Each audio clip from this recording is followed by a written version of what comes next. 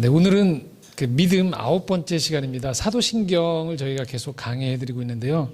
오늘은 하늘에 오르시어 전능하신 하나님 우편에 앉아 계시다가라는 부분을 함께 나누도록 하고요. 본문은 빌립보서 2장 8절에서 11절까지의 말씀입니다.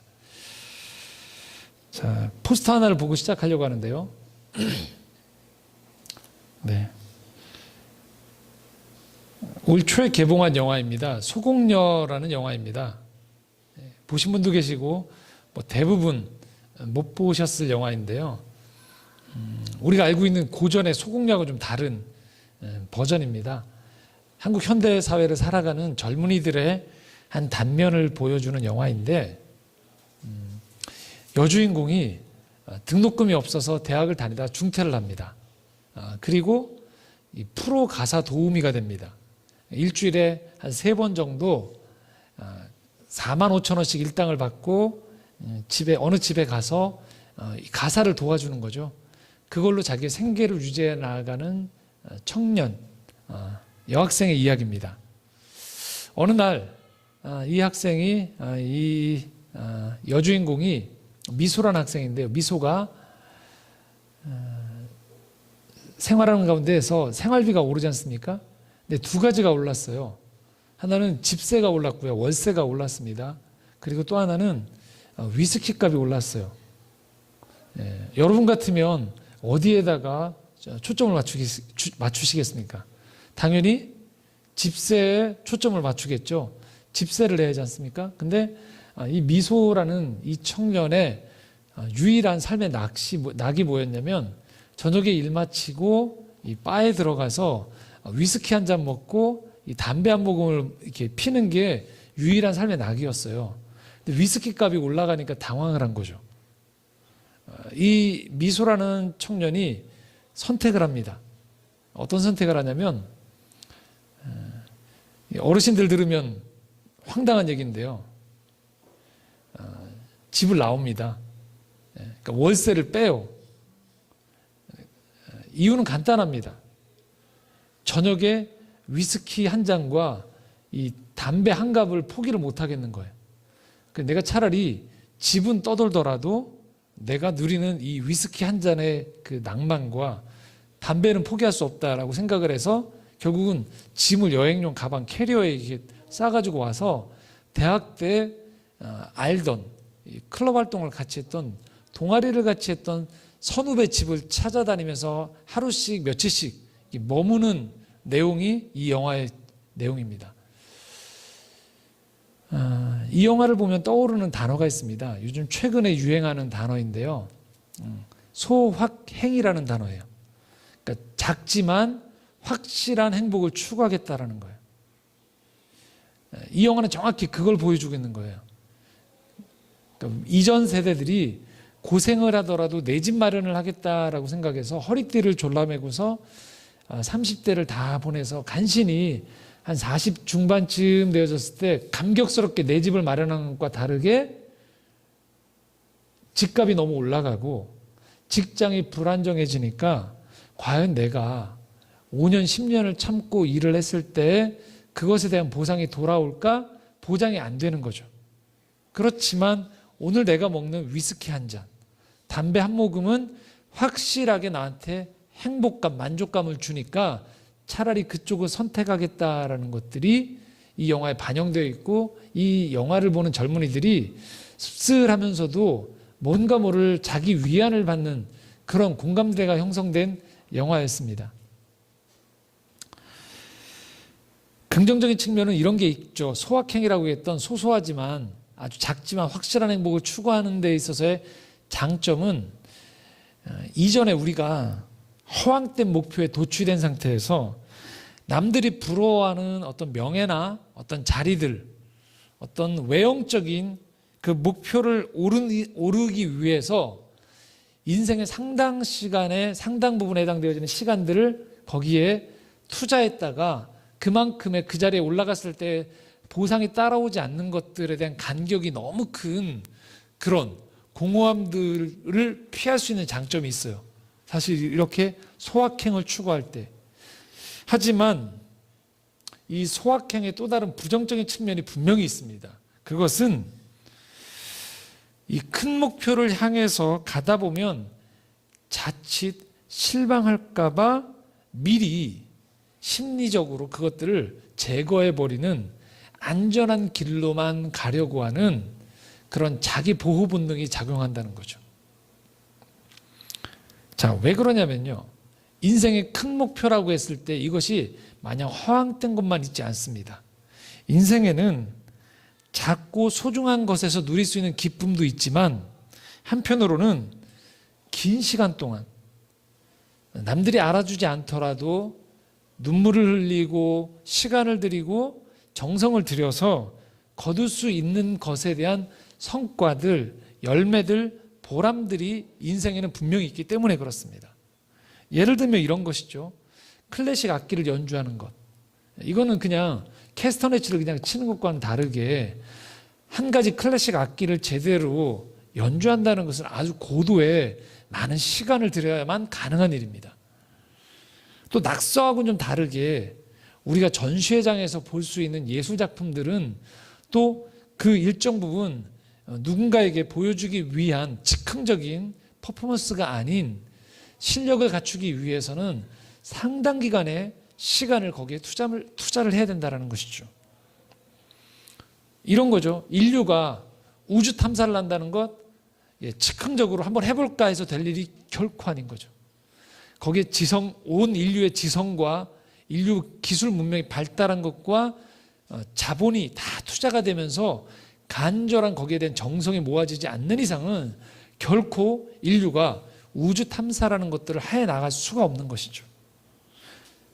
가까이 생활적으로 보면 건축가가 집을 짓는 것, 결코 아이디어만 가지고 될 수 없습니다. 고도의 측정부터 해서 모든 것들이 다 결합되어 있고 수많은 사람들의 노력이 들어가지 않으면 불가능한 일입니다.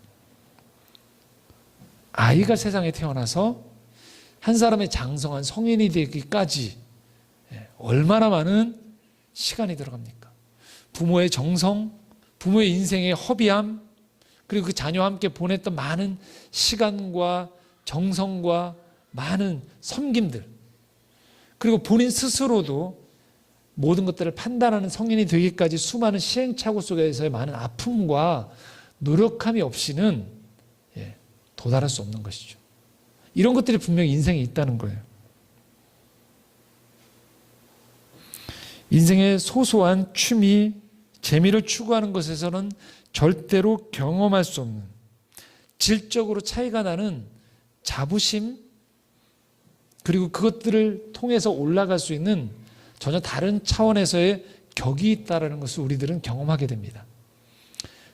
그렇기 때문에 최근에 이 소확행에 대한 부정적인 측면도 우리는 간과해서는 안 된다는 거예요. 이 소확행이라는 문화가 들어오고 있고 그것들이 젊은이들이나 이 세대 가운데에서 위안을 주고 있는 것도 공감하되, 또 다른 한편에서는 그렇지 않은 다른 인생의 측면이 있다는 것들을 우리가 되짚어 봐야 된다는 것이죠.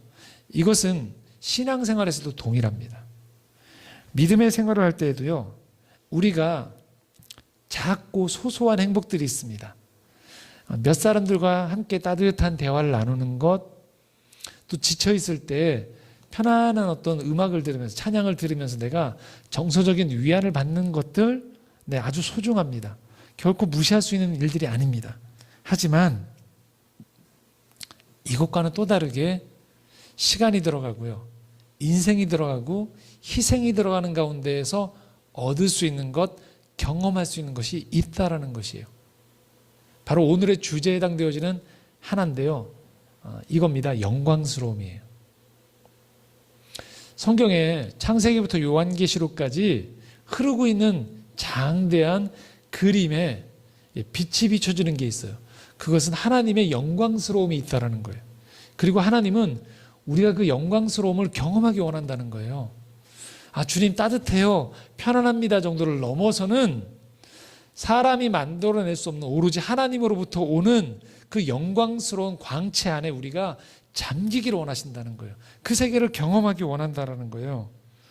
지난주에 저희가 기독교의 중심에 십자가가 있다고 말씀을 드렸는데, 십자가가 영광스러움으로 향하지 않으면 그냥 십자가는 고행이 돼버려요.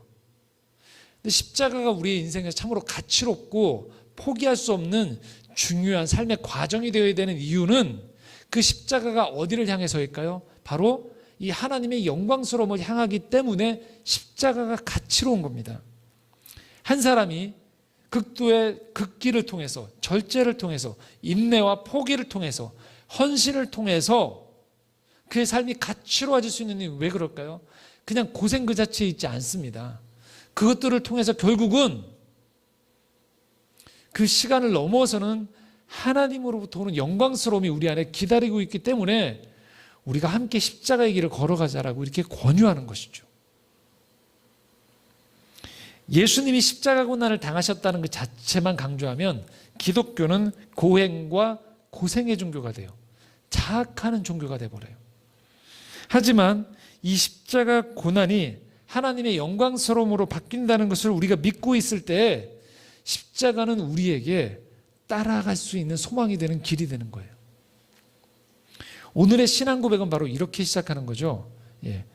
하늘에 오르시어 하나님 우편에 앉아 계시다가 라고 얘기하고 있어요. 하늘에 오르시어 전능하신 하나님 우편에 앉아 계시다가. 여러분, 여기서 하늘에 오른다는 건 공간을 의미하는 게 아니에요.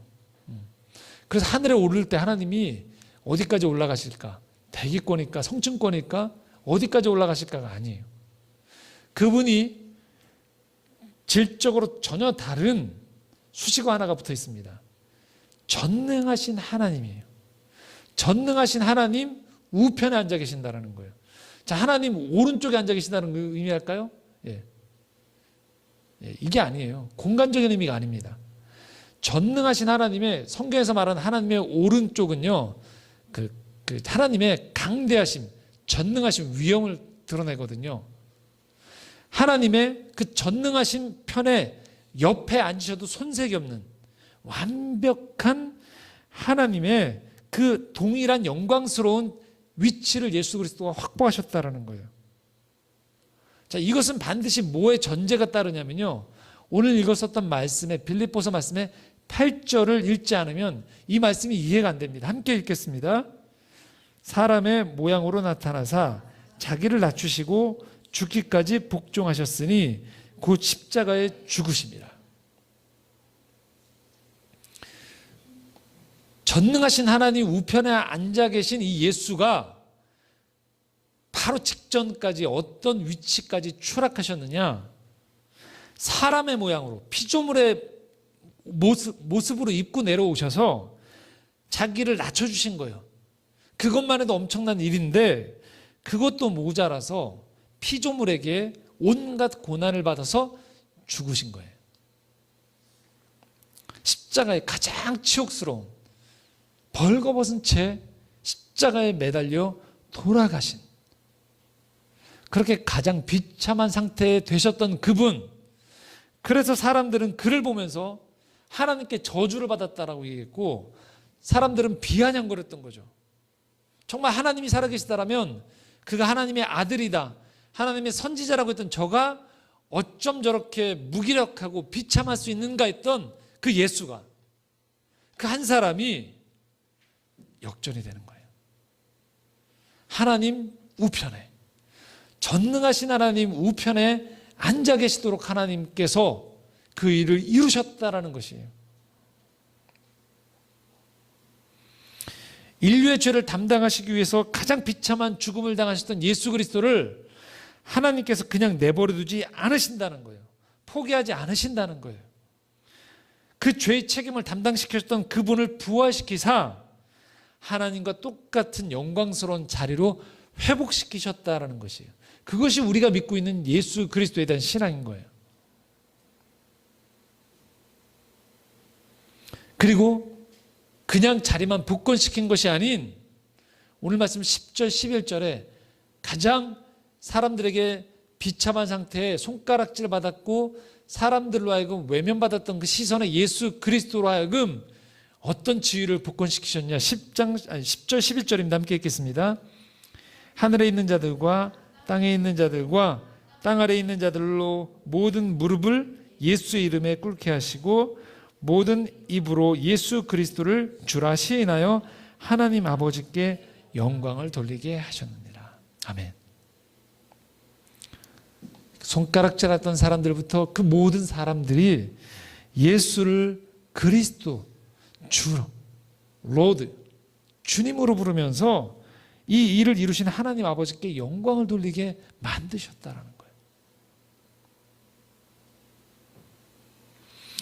우리가 그래서 이 예수 그리스도를 하나님께서 하나님 우편에 앉아 계시도록 하셨다라고 고백할 때 그것은 우리에게 하나님이 이렇게 얘기하시는 거예요. 십자가의 길을 걸으려고 지금 예수님의 초청에 응답받은 너희들의 궁극적인 끝이 어디냐? 바로 이 하나님의 영광스러운 자리로 초대되었다라는 하나님의 그 비전이 여러분 앞에 펼쳐진다는 거예요. 기독교 신앙에서 가장 중요한 것은요, 그래서 우리가 십자가의 길을 따라가는 우리의 노력이 아니에요. 이 부르심의 끝에 하나님의 영광스러움이 우리를 기다리고 있다는 거예요. 여러분이 입이 다물어지지 않을 정도의 광대한 자연 풍경 앞에서 압도당하는 경험들, 또는 내 생각으로는 도저히 계산했을 때 이런 일이 일어날 수 있을까 하는 일들이 여러분 앞에 너무나도 여러분의 생각을 뛰어넘는 놀라운 일들이 벌어졌을 때, 그때 우리는 이것이 내 지각을 뛰어넘는구나, 내 최선을 뛰어넘는구나라고 이야기하는 것처럼 그 생각보다 더 멀리에서 다가오시는 하나님의 영광스러움이 우리에게 존재한다는 거예요. 그래서 우리가 한 번 사는 인생 가운데 반드시 만나야 되는 것이 있습니다. 그것은 이 하나님의 영광스러움이에요. 그분의 영광의 광채 앞에 내가 드러나기 시작할 때, 내 인생이 얼마나 가치로운지를 우리는 깨닫게 되는 거예요. 그 하나님의 영광스러움을 만나게 되어지면 그간 내 삶에서 겪었던 많은 눈물들, 상처들, 외로움들, 모자람들, 부족함들을 덮고도 남는 그 하나님의 영광스러움이 나를 둘러 진치는구나. 이것이 내 인생이구나. 하나님 어떻게 나한테 이런 것들을 허락해 줄 수 있습니까? 라는 것들을 우리가 경험하게 된다는 거예요. 그 자리로 여러분을 부르신 것이에요. 매일매일 우리가 일상을 살다 보면요, 우리의 시선이 일상에만 고정되면 어떤 일들이 있냐면요, 아웅다웅하면서 옆 사람하고 계속 다투고 화해하고, 또 옆 사람 앞에 조금 잘난 척을 하고, 또 누군가 잘난 척을 하면 그것 때문에 내가 위축되어지는 그 정도 우열을 가르는 정도가 아니라는 거예요. 내 자신의 연약함과 부족함 때문에 하루에도 수십 번씩 자기를 비하하거나, 또는 조금 좋은 일이 생기면 자기 교만에 오가는 정도의 그 정도 자기 정서 안에서의 만족과 불만족 사이를 오가는 정도가 여러분 신앙생활의 스펙트럼이 아닙니다. 오로지 하나님만이 주실 수 있는 놀라운 신앙적인 경험, 그런 삶의 신비가 여러분 앞에 기다리고 있다는 거예요. 그래서 그 순간을 경험하면 주님, 이대로 죽어도 좋을 것 같습니다. 주님, 내 인생이 이렇게 축복받은 대로 이런 경험을 해도 되는지요?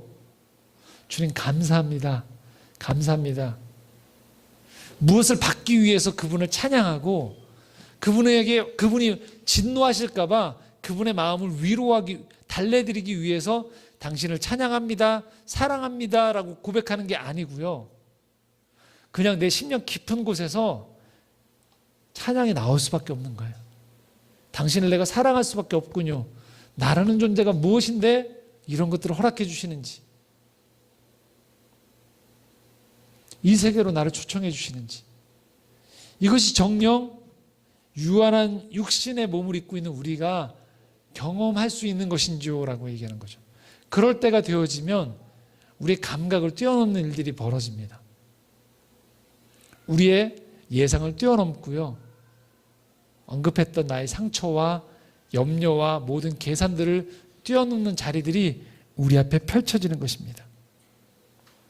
살면은 그래서 우리의 노력, 논리, 우리의 최선을 뛰어넘는 영광스러운 풍경이 존재하고 있습니다.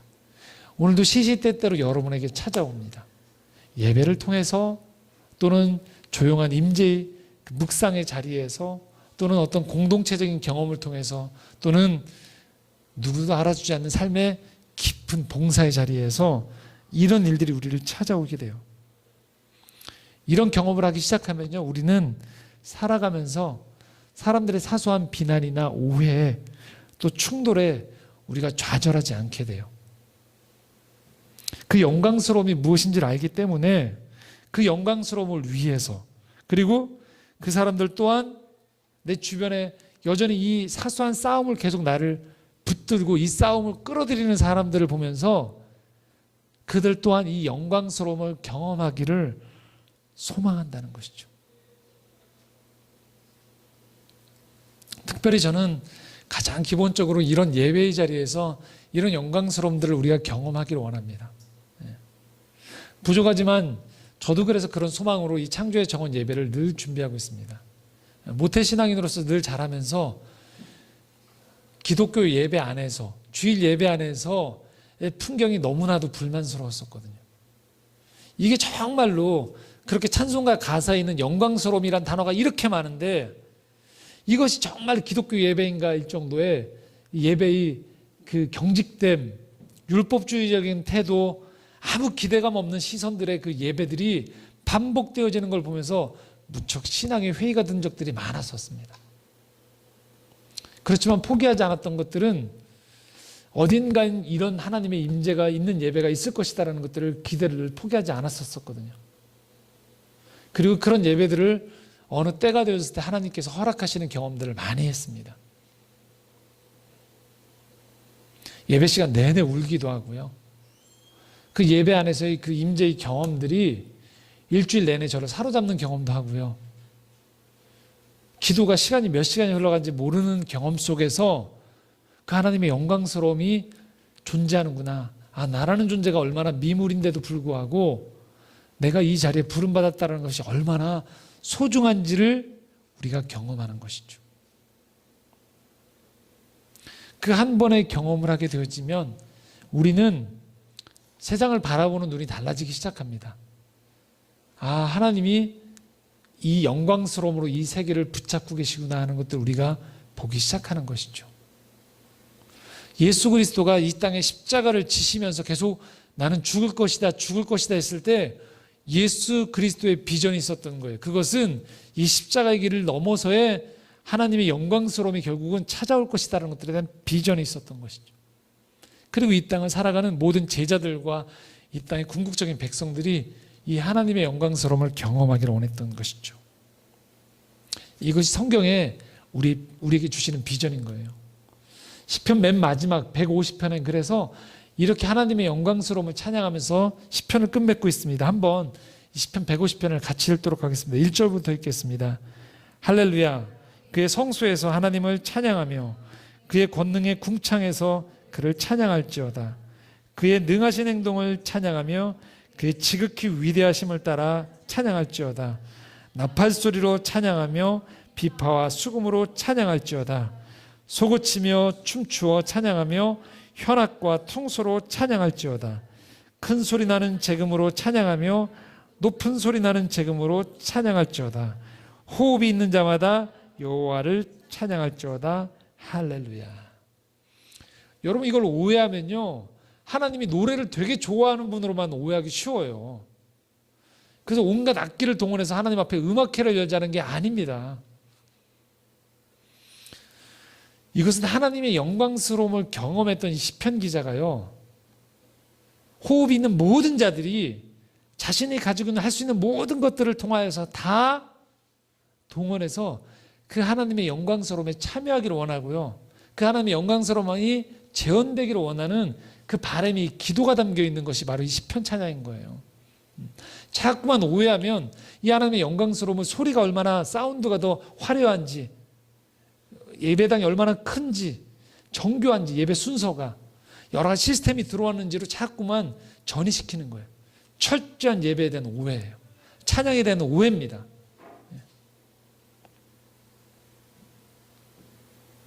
하나님의 영광스러움은요, 그런 것들에서 제한받지 않으세요. 그 하나님의 영광을 하나님은 오늘도 우리가 경험하기 원하신다는 거죠. 또 한 가지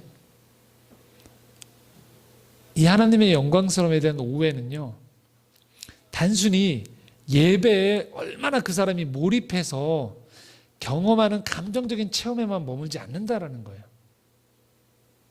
만약에 하나님이 영광스러움을 예배 자리로만 국한시키셨으면 하나님은 우리를 6일 동안 세상에 살라고 하지 않으셨을 거예요.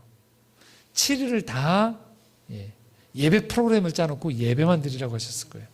그런데 하나님은 이 영광스러움을 다르게 우리에게 초청하셨습니다. 베드로전서 4장 11절입니다. 한번 같이 읽도록 하겠습니다. 만일 누가 말하려면 하나님의 말씀을 하는 것 같이 하고 누가 봉사하려면 하나님이 공급하시는 힘으로 하는 것 같이 하라. 이는 범사에 예수 그리스도로 말미암아 하나님이 영광을 받으시게 하려 함이니 그에게 영광과 권능이 세세의 영원 무궁하도록 있느니라. 아멘. 하나님이 영광스러움을 경험하도록 디자인하신 삶의 자리가 있어요. 다름 아닌 일상에서 서로 대접하고 섬기는 것을 통해서래요. 도덕적이고 윤리적으로 살라는 말이 아니에요. 누가 말하려면 그 사람의 말을 통해서 하나님이 말씀하시는 것처럼 하라는 거예요. 이게 뭐 목소리를 엄숙하게 하라는 얘기가 아니죠. 하나님의 성품이 드러나게 하라는 거죠. 누가 봉사하려면 생색내면서 하라는 게 아니에요. 또 봉사하지 않는 사람을 정죄하는 게 아니고요. 오늘도 성육신하신 예수 그리스도가 이 땅에 오셔서 사람들을 만나주시면서 했던 그 아름다운 창조자만이 보여줄 수 있는 그 위엄으로, 사랑으로, 온유함으로 사람들을 섬겨주셨던 것처럼 봉사하려면 하나님의 공급하시는 힘으로 하는 것 같이 하라는 거예요. 그래서 그 사람을 삶의 태도를 보면서 살아가는 모습을 보면서요, 영적인 품격이 느껴지도록 하라는 거예요. 우리가 일상을 살면서 신앙생활을 안 하는 사람이 여러분 이런 거 가지고 여러분 하나님의 영광스러움에 감동하지 않아요. 이런 거요. 옆에 사람들에게 내가 기도했더니 지난주에 우리 부동산이 이만큼 올랐어요. 사람들이 그걸 보면서 하나님이 영광스럽다? 그렇지 않습니다. 막 내가 공부를 했더니 몇 등을 했습니다. 어느 대학에 들어갔습니다 하면 사람들이 그걸 보면서 하나님의 영광스러움을 찬양하고 저 영광스러움에 내가 함께 참여하고 싶다라고 생각하는 게 아니에요.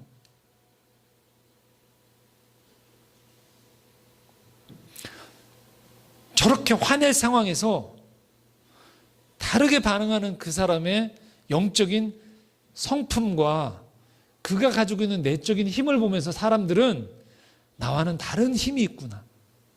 저 사람은 다른 가치관을 가지고 살아가는구나.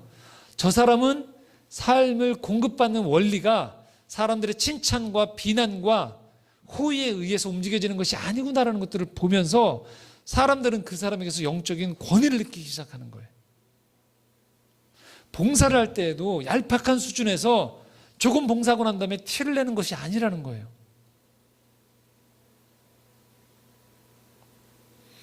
얼마 전에도 제가 특정 교회를 비난하기 위해서가 아니고요. 그렇게 댓글 달린 걸 봤었어요.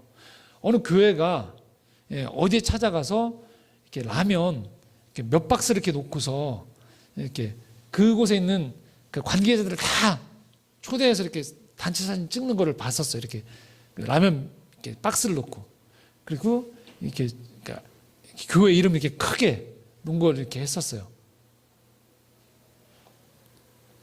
저는 안 하는 것보다는 훨씬 좋다고 생각하는데요. 근데 그 인터넷에 딸린 댓글을 봤더니요. 뭐라고 써놨냐면 이렇게 써놨더라고요. 라면 박스를 돈으로 다 계산을 했더라고요. 그래서 저 라면 박스가 돈으로 계산해 보니까 얼만데 야 저거 갖다 주고서 저 많은 사람 다 동원해서 저렇게 단체 사진 찍는 게 저렇게 생색내는 기독교는 안 된다라고 누가 써놨더라고요. 세상 사람들이 바보가 아닌 거예요.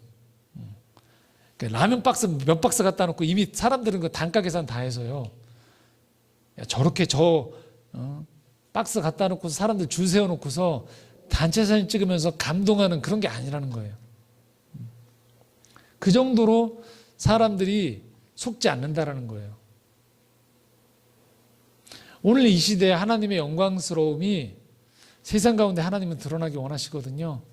그런데 우리가 너무 얕은 수준에서 우리가 생각하는 차원에서 누군가에게 생색을 내고 주고받고 거래하는 식으로 늘 살아가다 보니 그 하나님의 영광스러움이 폄하가 되는 거예요. 다 저 사람들이 저렇게 하는 건 뭔가 뒤에 꿍꿍이가 있다라고 생각하면서 오늘 그 하나님의 영광스러움은 그냥 기독교인들이 가질 만한 자기 위안과 만족, 자기들끼리 안에서의 명예로움으로 그쳐버리는 것이죠. 복음서에 나타난 예수님의 모습을 보십시오. 어떻습니까? 그분들이 사람들을, 예수 그리스도가 사람을 만나는 모습들, 예수 그리스도가 말씀을 선포했을 때의 모습들을 보십시오. 그분이 병자를 대하는 태도, 종교인들과 논쟁하시는 태도, 기적과 이적을 행하는 현장에서 그가 기적을 다루는 방식들, 기적에 함몰되어지지 않고 하나님의 영광을 드러내는 예수 그리스도의 영적인 품격을 보십시오. 그리고 심지어 십자가형을 언도받고 십자가에 매달려 돌아가시는 그 순간까지도 한 사람의 삶을 낙원으로 인도하시는 그 예수 그리스도의 품격을 보십시오. 여러분, 명품을 건쳐야지만 그 사람이 품격이 있는 게 아닙니다. 그 사람의 인격, 그 사람의 성품 안에 성공을 기준하는, 성공을 정의하는 기준이 다른 것들, 이 세상의 유한한 것들을 향해서 달려가는 사람들에게서는 찾아볼 수 없는 다른 기준이 있을 때, 그리고 그 기준, 다른 기준을 기꺼이 이루려고 하는 삶의 태도, 의지가 그 사람에게서 확인되어질 때 사람들은 그의 삶 속에서 하나님의 영광스러움의 초대가 되어진다는 것이죠. 이런 말이 있습니다. 죄가 찬양의 결핍이라면 구원은 찬양의 회복이란 말이 있어요. 한 번 더 말씀드릴게요. 죄가 찬양의 결핍이라면 구원은 찬양의 회복이다. 하나님은 오늘도 우리의 일상을 통하여서 하나님의 영광스러움을 회복하기 원하세요. 그 자리로 우리를 부르셨다는 거예요. 하나님은 그냥 저 위에 계시면서 우리가 종교적인 율법 몇 개를 더 더하면, 잘하면 오케이, 나도 너희들이 이 율법을 다 지켰으니까 요거 줄게 정도의 거래를 뛰어넘는 하나님의 영광스러운 자리를 우리를 초청해 주신다는 거예요.